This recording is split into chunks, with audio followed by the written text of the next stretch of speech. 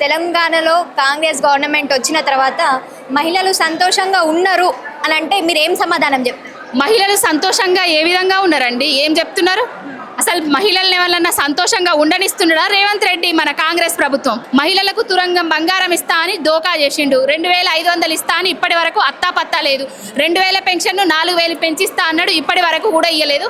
తెలంగాణ తల్లి సాక్షిగా ఉన్నాం కదా, కాబట్టి చెప్తున్నా, తెలంగాణ తల్లిని బంగారు మూర్తిగా, ఒక దేవతామూర్తిగా ఉన్న తెలంగాణ తల్లిని బీదమూర్తిగా మార్చి తెలంగాణ రాష్ట్రంలో ఉన్న మహిళలందరినీ బీదరాళ్ళని చేస్తున్నాడు రేవంత్ రెడ్డి.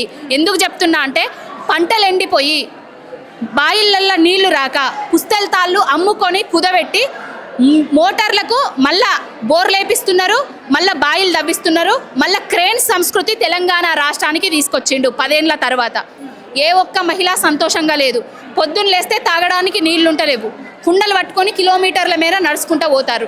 కేసీఆర్ గారు మిషన్ భగీరథ పథకాన్ని తీసుకొచ్చి ఇంటింటికి నల్లా నీళ్ళు ఇస్తే ఆ నల్లా నీళ్లు ఎక్కడ వస్తే కేసీఆర్ గారు గుర్తొస్తారో అని ఆ మిషన్ భగీరథ నీళ్లను కూడా చక్కగా ఇస్తలేడు. సాగునీటికి లేవు నీళ్లు, తాగడానికి నీళ్లు లేవు. ఎక్కడున్నాయంటే కందళ్ళు ఉన్నాయి నీళ్లు.